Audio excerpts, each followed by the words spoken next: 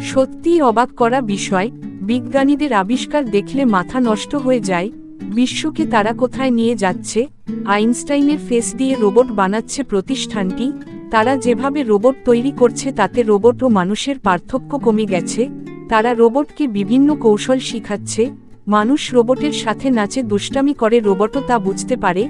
তারা রোবটকে বিভিন্নভাবে দক্ষ করে তুলছে। এই প্রতিষ্ঠানটি অনেক রোবট তৈরি করেছে, যা দেখতে মানুষের মতো লাগে। না বললে কেউ বুঝতে পারবে না এগুলো যে রোবট। রোবটকে যা শিখানো হয় তারা তাই করতে পারে। রোবটকে মানুষের মতো আচার আচরণ শিখানো হচ্ছে।